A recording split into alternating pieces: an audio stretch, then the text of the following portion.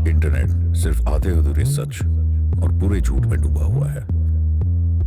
किसी के पास गहराई से सोचने का या शांति से सुनने का वक्त ही नहीं है। हम एक ऐसा शांत कोना बनाने की कोशिश कर रहे हैं। Nope, not your ordinary podcast for entertainment.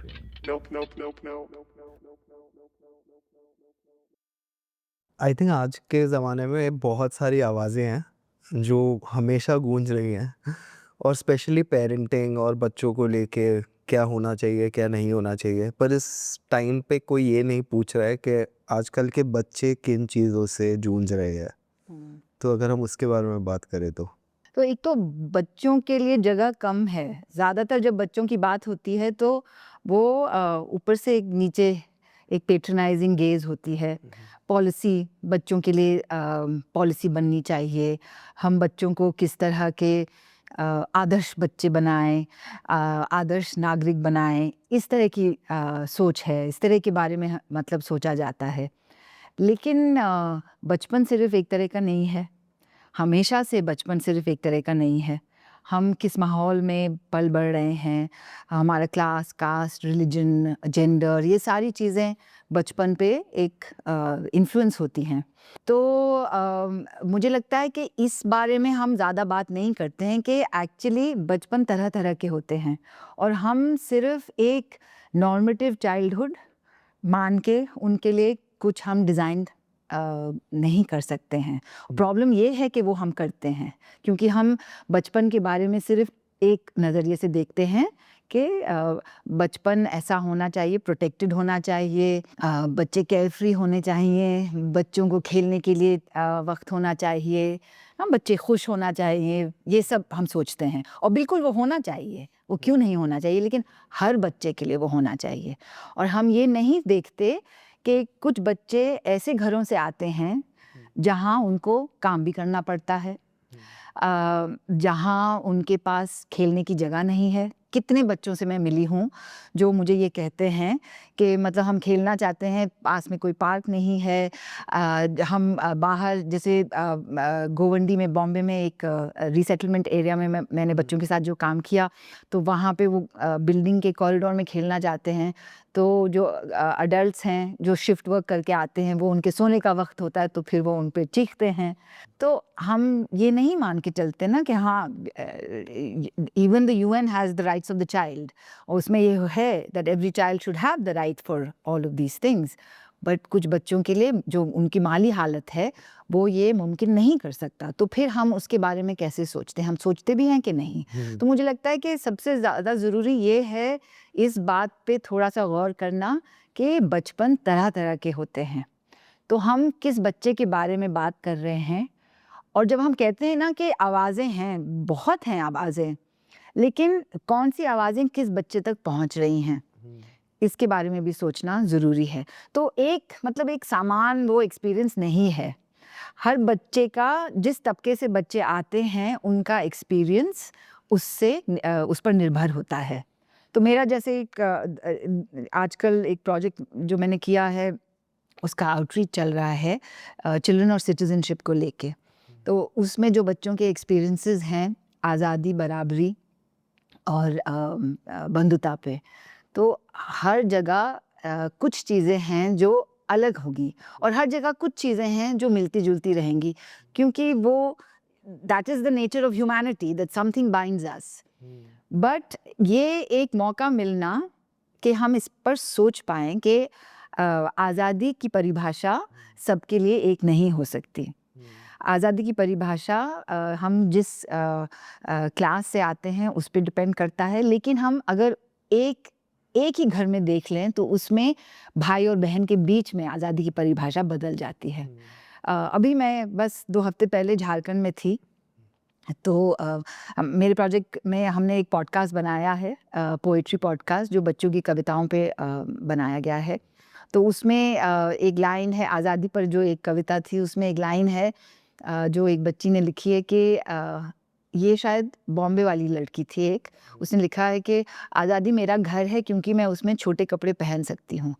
तो जो रांची में, झारखंड में लोहरदगा में बच्चे थे मेरी वर्कशॉप में, वो सब एक समान तबके के थे, आसपास एक दूसरे के मोहल्ले में रहने वाले थे, लेकिन लड़का और लड़की का रिस्पॉन्स उसी छोटे ग्रुप में इतना वेरी था। और लड़कियों को ये जो लाइन थी इतनी जानी पहचानी लगी।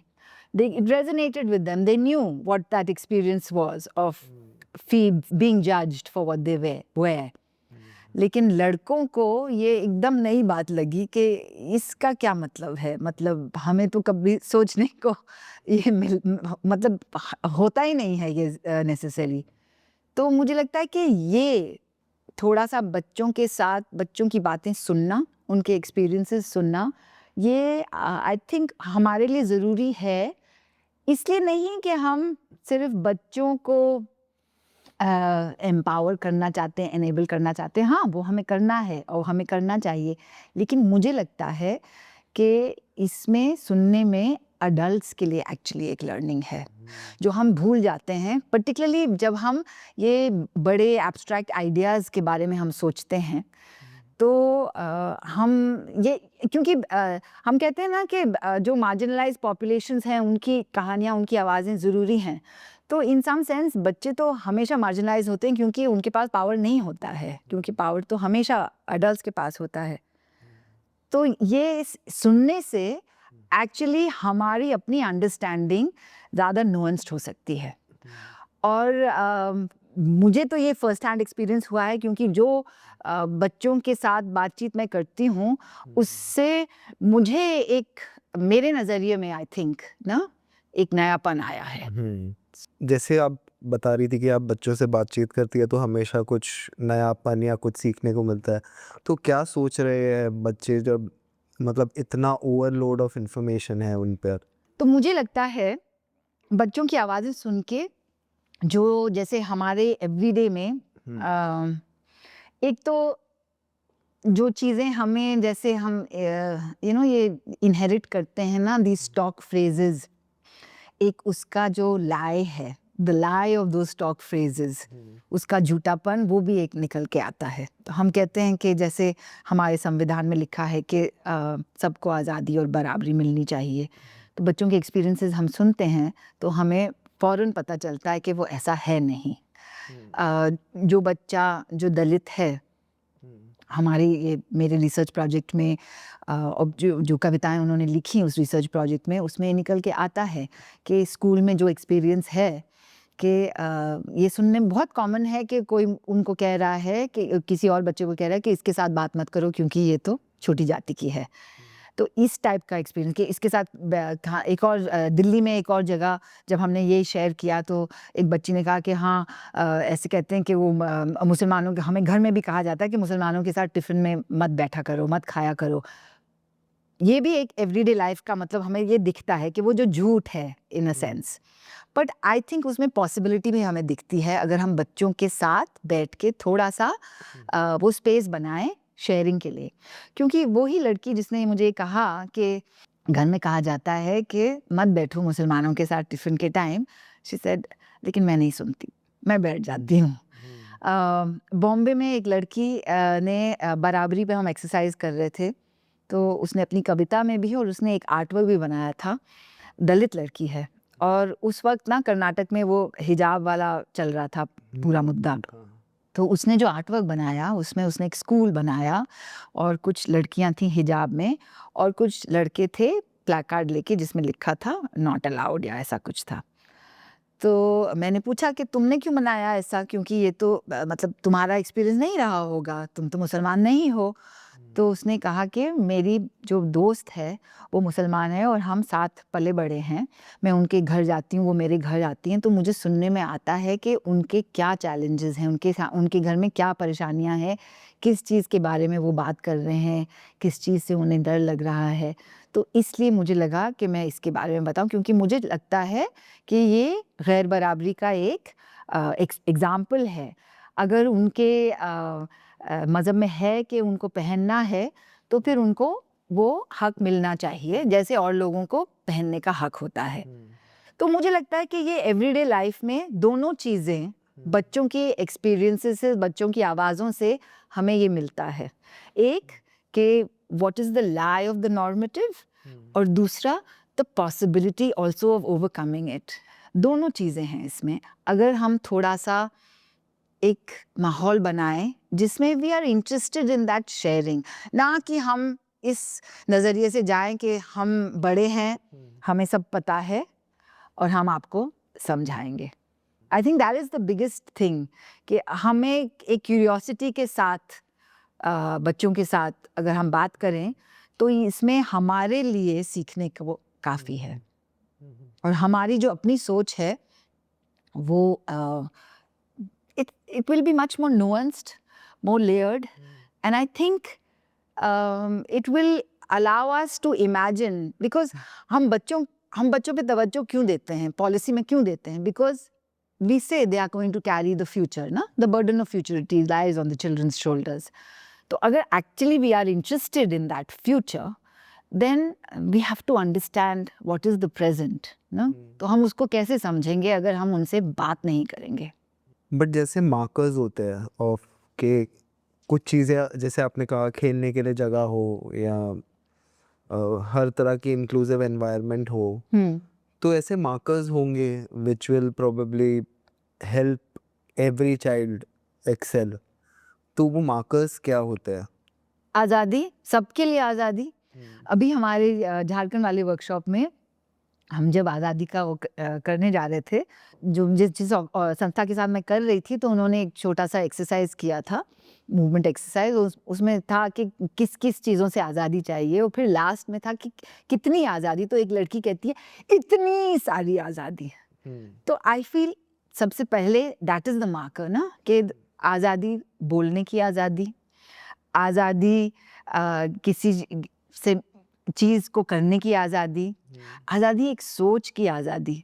तो वो हम कैसे बनाते हैं और वो आज़ाद माहौल हम कहाँ बच्चों के लिए होना चाहिए? घर में, स्कूल में, मोहल्ले में, देश के स्तर पर। अगर हम यहाँ से शुरू करेंगे तो देश के स्तर पे होगा, but basically that is the child's space ना, the home, school, neighbourhood. And the neighbourhood मतलब गांव हो या शहर हो, मोहल्ला हो, जो भी। तो ये आज़ादी बनाना, ये किसकी जिम्मेदारी है? तो एक तो एक इंडिविजुअल लेवल पे करना है, जो माँ बाप हैं उनको करना है, स्कूल में जो टीचर्स हैं उनको करना है। और ये बार बार निकल के आता है, क्योंकि बच्चे कहते हैं, अभी बॉम्बे में मेरी जो वर्कशॉप हुई with Hum Hindustani, and this was with students who are going into college, some junior college and some proper college. And this idea that जो टीचर्स तवज्जो देते हैं टॉपर्स को वीक स्टूडेंट्स की तुलना में, ये आइडिया फॉर एग्जांपल। तो इसमें मतलब है कि यहाँ नहीं है आज़ादी। ये दिल्ली में एक बस्ती में ये मुझे बताया कि जो हम स्कार्फ पहन के जाते हैं तो टीचर कहती हैं कि ये उतार दो, तुम्हारा घर नहीं है। मुस्लिम बच्चों ने, बॉयज़ ने मुझे बताया कि कहते हैं कि मुसलमान बच्चे, लड़के, आप पीछे जाके बैठो। So obviously there is something there. तो स्कूल में किसकी जिम्मेदारी है वो करना? एंड देन जब हम मोहल्ले या गांव के स्तर पर हम सोचते हैं, तो दिस आइडिया, जेम्स बॉल्डविन का ये कितना फेमस फ्रेज है ना, जो आजकल काफ़ी चल रहा है ना, that the children are always आज every single one of them और each one of them, that idea. तो जो हम मोहल्ले और गांव की बात अगर करते हैं, तो उसमें मतलब सिर्फ अपने बच्चे की नहीं, लेकिन हर बच्चे के अगर हम सोचें तो फिर वो हम बदलाव ला सकते हैं ना। जैसे जो बच्चे ने मुझे कहा कि हमारे यहाँ खेलने की जगह नहीं है, तो अगर कोई जिसके पास थोड़ी सी जगह है, उसका गेट है, और वो कह सकता है कि आके आप यहाँ खेलो, तो इसका मतलब है वो सोच रहा है दूसरे बच्चे के बारे में। तो ये जिम्मेदारी आई थिंक मतलब हर अडल्ट की है, जिसके बच्चे हैं, जिसके बच्चे नहीं हैं, because the children are always ours, all of them. And that I think is like a key marker, that who is thinking about the children, who is making place for that freedom, because we think that should be there for children. And फिर उससे आगे बढ़कर फिर बराबरी की बात आएगी ना, कि मतलब हम कैसे, ये तो मालूम है हमें कि जो हमारे संविधान में लिखा है वो प्रैक्टिस में नहीं होता, लेकिन बच्चों के बीच अगर बच्चा ये नोटिस कर रहा है तो इसका मतलब है कि कुछ है वहाँ जो हम कर सकते हैं ठीक करने के लिए। एंड आई थिंक ये कोई नई बात नहीं है, पहले आता रहा है, शायद इतनी ये कहानियाँ निकल के नहीं आती थी, या शायद ये भी हो सकता है कि कुछ बदला है इन द सेंस दैट जैसे प्रिविलेज मुस्लिम हाउसहोल्ड्स में भी अब इस तरह का डिस्क्रिमिनेशन एक्सपीरियंस कर रहे हैं बच्चे। हाँ, ये कहानियाँ अब तो काफ़ी कॉमन हो गई हैं कि इंग्लिश मीडियम प्राइवेट स्कूल्स में भी जो मुस्लिम बच्चे हैं उनके साथ इस तरह का डिस्क्रिमिनेशन बच्चों से, टीचर से ये होता है। सो मे बी ये बदलाव आया है, और मुझे लगता है कि एक बदलाव ये तो ज़रूर आया है कि हमारे सोसाइटी में अब एक यू नो हार्शनेस, जो हिंसा है, स्पीच में हिंसा, जिस तरह की चीज़ें हम इतनी फ्रीली कह देते हैं, शायद वो पहले उतना नहीं था। तो ये एक बदलाव ज़रूर आया है। Even though I am saying कि पहले भी था, पहले भी ऐसे नहीं था कि सबके बचपन अच्छे थे, ठीक थे। ये that that nostalgic view actually is also problem. But मुझे लगता है कि डेफिनेटली एक जो आपने बात करी ना कि इतना शोर है, तो उस शोर में एक्चुअली हिंसा भी है। जिस तरह के माहौल में वो पल बढ़ रहे हैं, इसके बारे में थोड़ा सोचना ज़रूरी होता है ना कि कैसे उसको ठीक किया जाए, क्योंकि वी डू से ना the children are the future. तो फिर हम एक्चुअली कैसे इमेजिन कर रहे हैं उस फ्यूचर को? हम मतलब जो हम पॉलिसी की बात करते हैं, एजुकेशन, न्यू एजुकेशन पॉलिसी बनाते हैं, ये सारी चीज़ें हम करते हैं, but we have to take the everyday experience of the child into cognizance ना।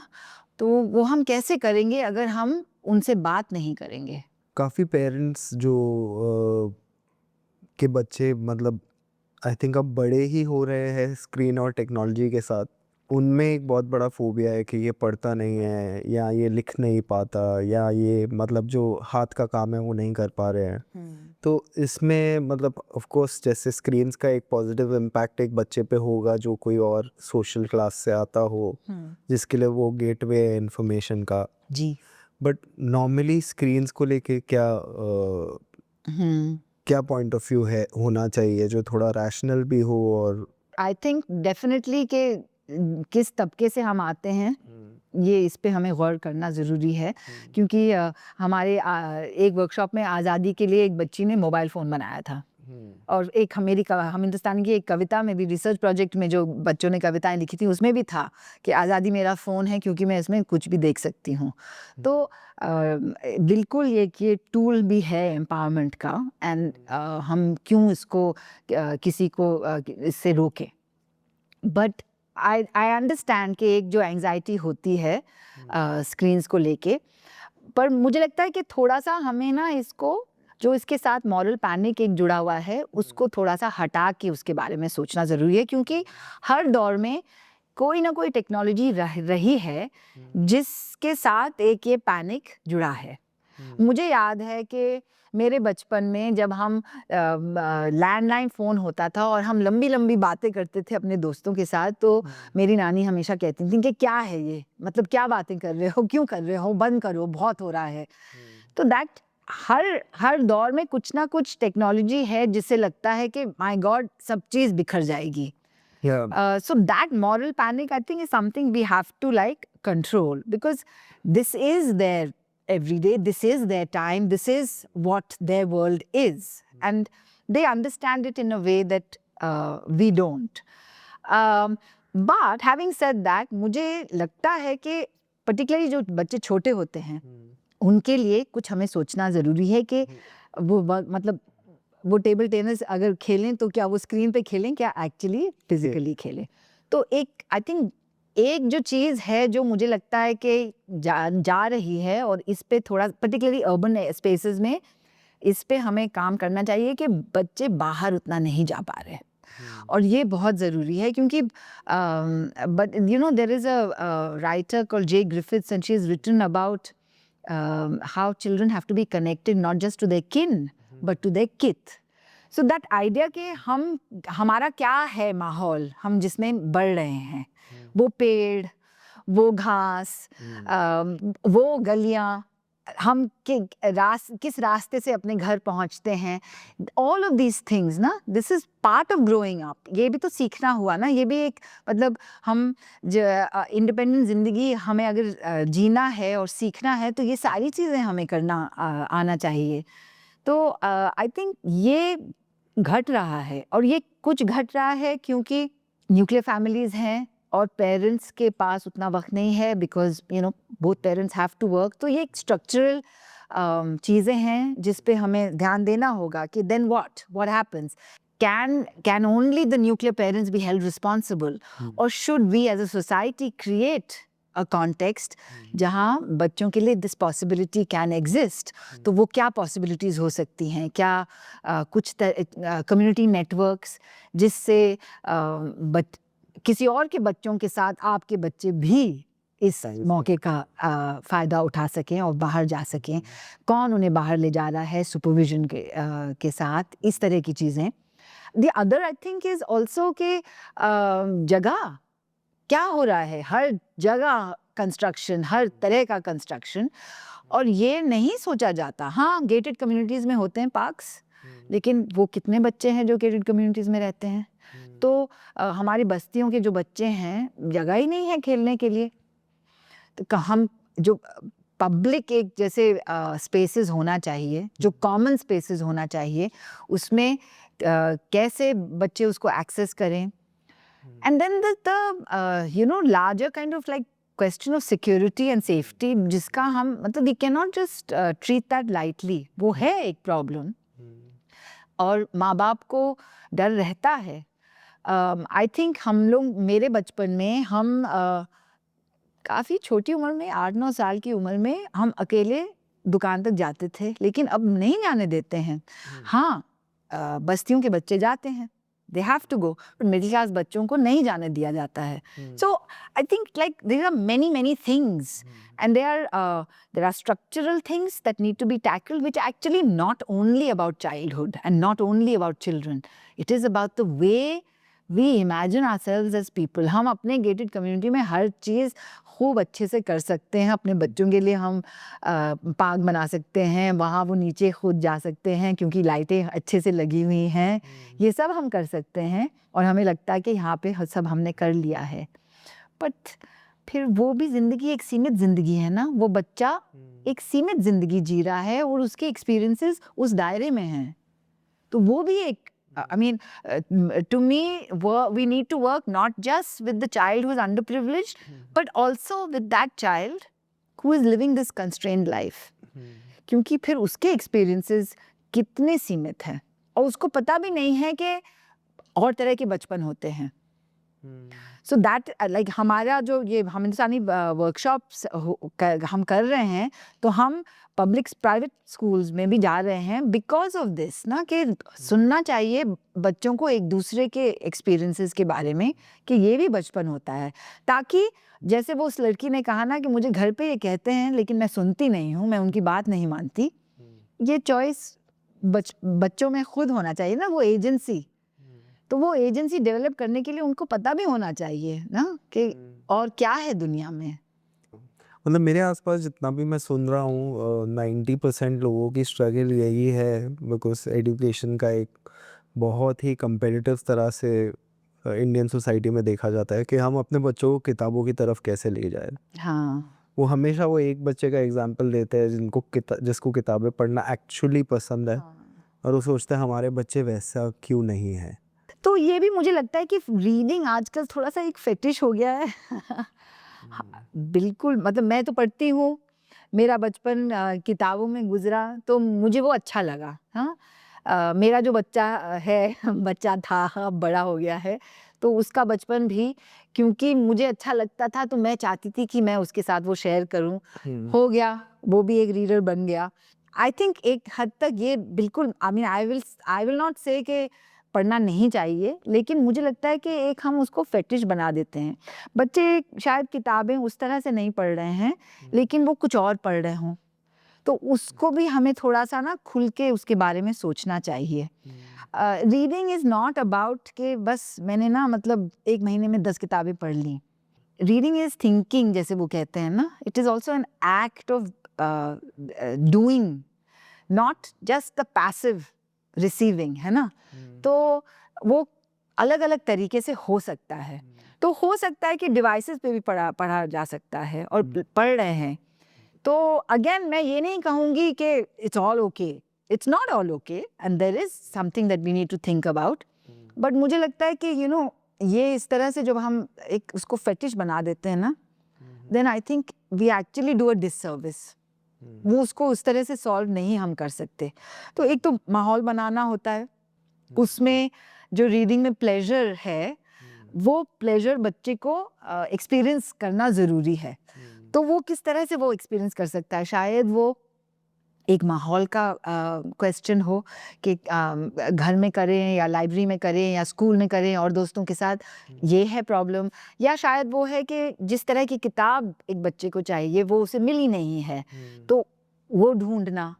शायद ये है कि कोई बच्चा साथ पढ़ना चाहे, शायद ये कोई बच्चा अकेले में पढ़ना चाहे। तो अगेन आई थिंक हर चीज़ में I think my answer comes back to this idea कि एक नॉर्मेटिव चीज़ नहीं हो सकती और हमें देखना है कि हमारे साथ जो बच्चा मौजूद है वो किस तरह का बच्चा है, उसको हमें जानना ज़रूरी है। चाहे वो हम माँ बाप हों, चाहे हम टीचर हों, चाहे हम और बाय स्टैंडर हों, हमें वो जानना ज़रूरी है कि वो किस तरह का बच्चा है। Just as we do with adults, we are quite okay trying to get to know an adult when we meet an adult. But I don't know if we come with that same curiosity to children. काफ़ी parents का मतलब curiosity तो है, but may be उनको पता नहीं कि कौन से डायरेक्शन में ले जाना है गाड़ी को, तो they are struggling with that. Because काफ़ी पेरेंट्स ये भी अब सोच रहे हैं कि अच्छा चलो साइंस नहीं, मैथ्स नहीं, आर्ट्स नहीं, कॉमर्स नहीं, पर कुछ क्या करना है, कुछ तो करना होगा, कुछ तो एक मुझे टैप इन करना पड़ेगा इसकी कोई एक चीज़ में जो ये इन्जॉय करता हो। And how do I make it recurring. Yeah. तो वो भी स्ट्रगल कर रहे हैं बिकॉज नहीं, बिल्कुल पेरेंट्स भी स्ट्रगल करते हैं। Absolutely I understand that.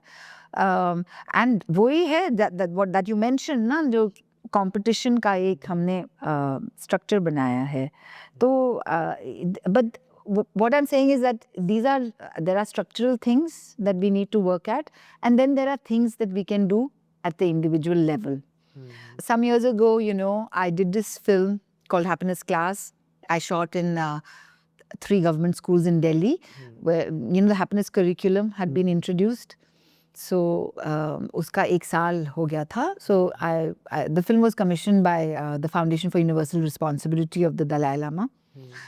Just as a way to see कि मतलब क्या हो रहा है करिकुलम के साथ।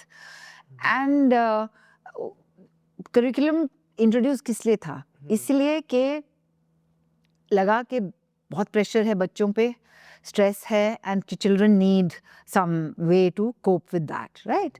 तो आई फील कि मतलब हमारा एजुकेशन सिस्टम जो है तो वो ऐसा होना चाहिए in which that you don't need that 1 hour separately, और 35 मिनट का जो लेसन है हैप्पीनेस क्लास का, मतलब अगर आप वो एक 35 मिनट लेसन इंट्रोड्यूस करते हैं और बाकी जो आपकी 7 लेसन्स हैं वो वैसे ही चल रहे हैं, तो फिर वो क्या, उसका क्या फ़ायदा होगा। तो जब हमने, and I was shooting in the schools, the children of course they respond to this because वो एक क्लास है जिसमें teachers are doing fun things, उनके साथ खेल रहे हैं, वो उस तरह की एक्टिविटीज़ हैं, playful activities, तो मज़ा तो आ रहा है उनको, हाँ। एंड दे ऑल्सो से कि नहीं, हमने सोचा ये जो आंखें बंद करके ना स्ट्रेस को रिलीव करना है, जो माइंडफुलनेस की एक्सरसाइज है, हम कभी कभी घर पे भी कर लेते हैं। So it's not like, I am not saying कि उसमें फ़ायदा बिल्कुल नहीं है। The parents also they feel कि हाँ ये अच्छी चीज़ है, हमारे बच्चों को कुछ नई चीज़ सिखाया जा रहा है। But one teacher said this to me कि एजुकेशन सिस्टम ही हमारा ऐसा होना चाहिए कि टीचर खुश हो के क्लास में आए, खुशी खुशी वो बच्चों को पढ़ाए और इसकी ज़रूरत ना हो। तो वो सिस्टम हमारा होना चाहिए। Of course parents don't know, parents don't have all the information, it's a changing world. जो हमारे बचपन में था वो अब नहीं है, और आगे क्या करें, कैसे पता लगाएं कि बच्चों को क्या अच्छा लगता है, ये कैसे होगा। तो again I go back to that experience of shooting that film. उसमें एक टीचर ने कहा कि मुझे भी मतलब ये जो इससे सब चीज़ें ठीक नहीं हो जाती, लेकिन मुझे एक चांस मिला कि 40 के बच्चों की क्लास में थोड़ा सा मैं समझ पाई हूँ कि किस बच्चे को क्या अच्छा लगता है। तो इसका मतलब ये है कि हमने टाइम क्रिएट किया है वो समझने के लिए। आंसर इज देयर ना, that we have to make the time, we have to engage. हम बच्चों से बातचीत करें, हम अपनी क्यूरियोसिटी को साथ ले जाएं, ना कि हम ये कि हम उनको डायरेक्शन दे रहे हैं। तो ये आई थिंक एक एंजाइटी जो हमारे अंदर एज पेरेंट्स एज अडल्ट्स होती है, और it's there is a reason also for it. I think हम लोगों को खुद उसके बारे में थोड़ा सा सोचना है, और आसान नहीं है। As a parent I know I have made mistakes like that. तो but I think that is the thing, that is the की।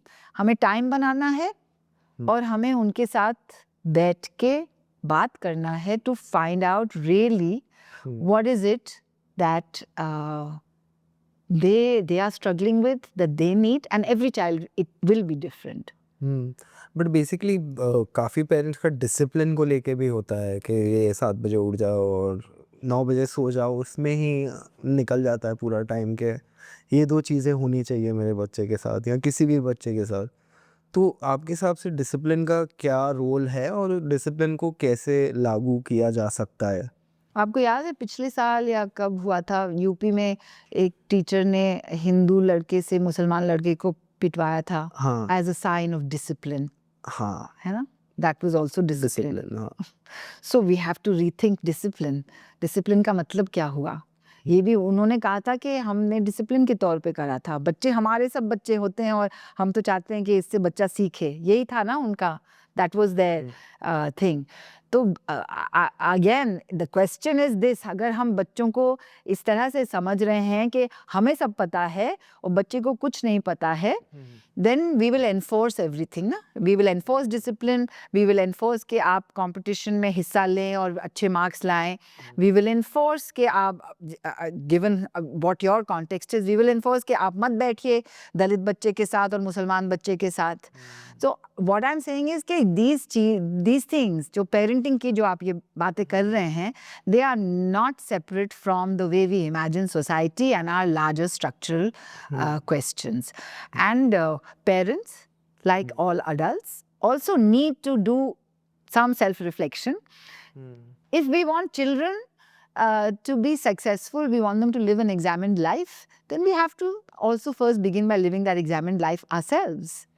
तो हम ये अगर हम मान के चलें, हमें सब पता है कि डिसिप्लिन का मतलब ये होता है कि आप 7 बजे उठें और फिर 1 बजे खाना खाएं, और ये शायद, आई एम नॉट सेइंग कि नहीं होता है, बट आई थिंक कि ये हमें एक साथ मिल के बच्चे के साथ फिर ये इस पे हमें तय करना है इसको एक तरीका है एग्जीक्यूट करने का। हर चीज का। I think the how of it is always as critical as the what of it ना, कंटेंट एंड फॉर्म। इट्स हम किस तरह से किसी चीज को बोलते हैं is just as important as हम क्या बोल रहे हैं। तो जो हम सुनने की हम बात कर रहे हैं, बच्चों की बातें सुनने की, उनके एक्सपीरियंस को सुनने की, again it is both about the content and the form. हम उनसे क्या सीख पाएंगे, कंटेंट निकल के कैसे आएगा अगर हम सही तरह से हम उनसे बात नहीं कर पाएँ। तो हम किस तरह से बात करें? हम पेट्रोनाइजिंगली बात करेंगे तो बच्चा नहीं बात करेगा, हमसे क्यों बात करेगा? अगर आपको प्रायोरिटी बनानी हो कि बच्चों के साथ हम कैसे बिहेव करें, तो उसमें क्या होगा वो लिस्ट? क्यूरियोसिटी, रिस्पेक्ट, ये दोनों चीज़ बहुत ज़रूरी है। To think of the child as an individual, and children are in the world, मतलब वो दुनिया में हैं जिस तरह से हम हैं। हमें लगता है कि और ये कितना कहा जाता है ना कि बच्चे कच्चा घड़ा है, उनमें हमें you know there are blank canvas and all that. I find that very problematic, because बच्चों के एक्सपीरियंसेस डे 1 से शुरू हो जाते हैं। Psychology has taught us that कि babies are, you know, the way that we are with babies, those experiences shape the way that they are, you know. So हमें ये भी पता है कि psychology has also taught us this, that we are carrying the child in us throughout our lives. और जो हमें बचपन में चोट लगी है, घाव लगे हैं, वो हम 60-70-80 की उम्र तक हम उनको उसके साथ जूझ रहे होते हैं, करेक्ट? सो मुझे लगता है कि दिस आइडिया के बच्चों को कुछ नहीं पता, that is the first thing that we have to throw out of the window. बच्चों को पता है थोड़ा बहुत और कि कुछ बच्चों को पता होगा बहुत सारा, जैसे कि कुछ अडल्ट्स को बहुत कम पता होता है। हम देख रहे हैं ना कि जो सत्ता में अडल्ट्स हैं वो किस तरह से बिहेव कर रहे हैं, हम देख रहे हैं। वो एक तरह से अपने ऊपर तवज्जो खींचना चाह रहे हैं, वो they are speaking like you know spoiled power hungry. So we know that कि जो कुछ अडल्ट्स हैं जिनको ज़्यादा मालूम है, कुछ अडल्ट्स हैं जिनको कम मालूम है, तो उसी तरह से बच्चे भी इस तरह से हैं। तो आई थिंक हमें एक क्यूरियोसिटी और रिस्पेक्ट के साथ जो हम किसी अडल्ट को दें वो ही हमें बच्चे को देना चाहिए। And that is the key problem. हमारे policy, the way our schools run, the way that we are at home, I think that is the key thing, that are we giving children the respect that they need, because they are also people. They are not just small people, but they are people. But अगर इसको देखें, do you think that you can differentiate between a protected childhood and at the same time a free childhood? Basically अगर आपका बच्चा skating के लिए जा रहा है तो आप उसको नी पैड्स पहना दो, जी जी, पर स्केट्स ही ले लो। बिल्कुल बिल्कुल तो बिल्कुल, you're right. how do you do that on a daily basis? I think it will depend on case by case. Correct. What is that child? I think though that like when we are talking of policy, when we're talking of school systems, then we have to imagine many kinds of children who are there for us, right? So there will be certain things that, yeah, okay, in a school, you know, कौन आ रहा है, कौन जा रहा है, उस पे हम पाबंदियां लगाएंगे. And those are things that, you know, that at the policy level institutions have to take, and those are things that they have to create. But within that, what is it that you allow children to be exposed to? ये एक सवाल हो जाएगा ना, कि मतलब हम उनके experiences सीमित करना चाहते हैं कि हम उनके experiences खोलना चाहते हैं. That idea of window and mirror in education ना, कि हम चाहते हैं कि बच्चों को नई चीज़ें मिलें एक्सपीरियंस करने के लिए, ताकि उसी तरह से वो बढ़ेंगे.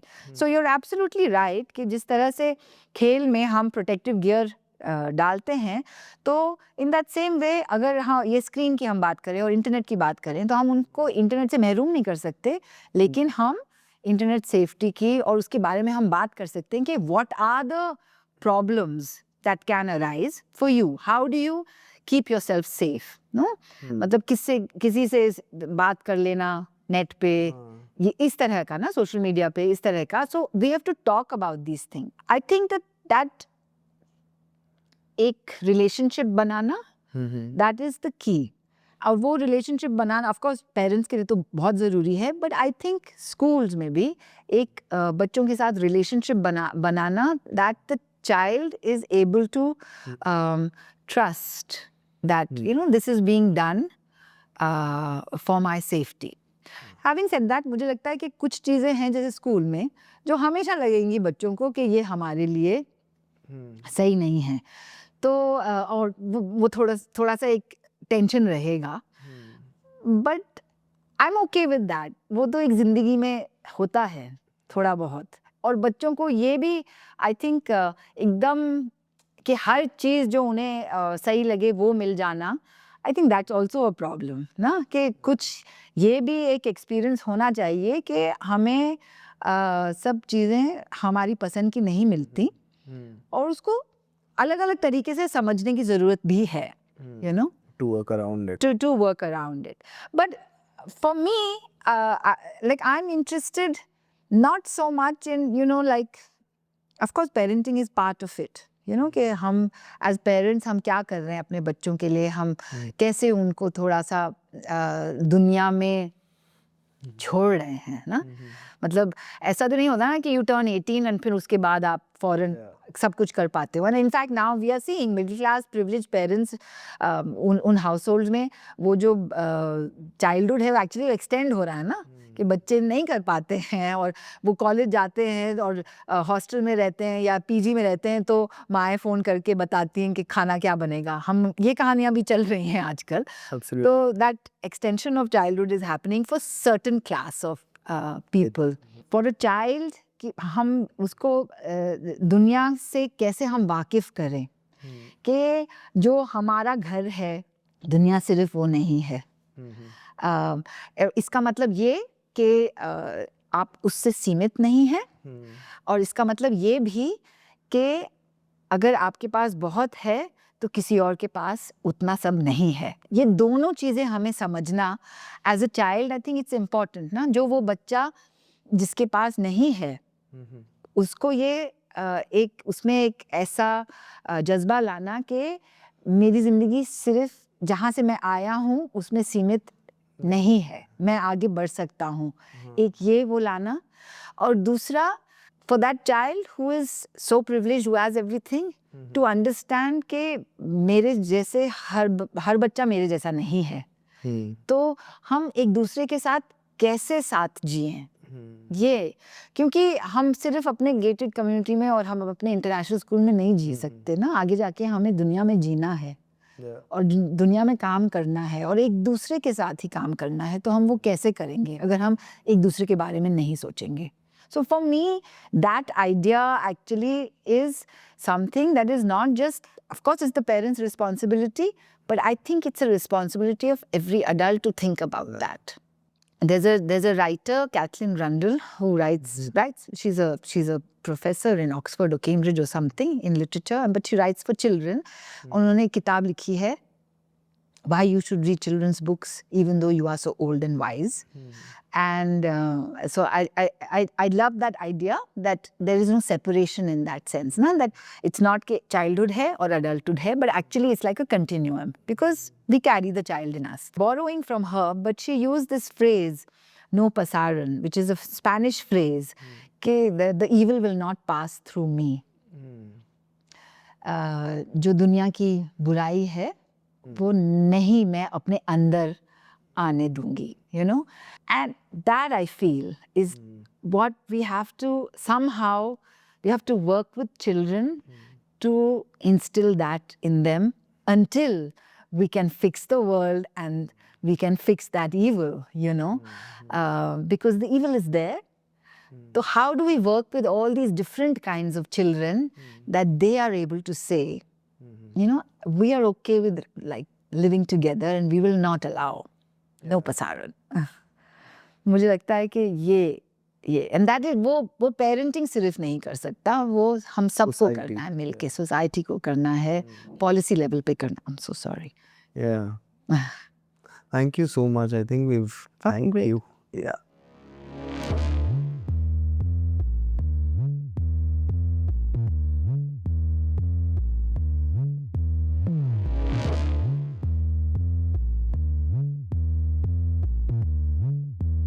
No!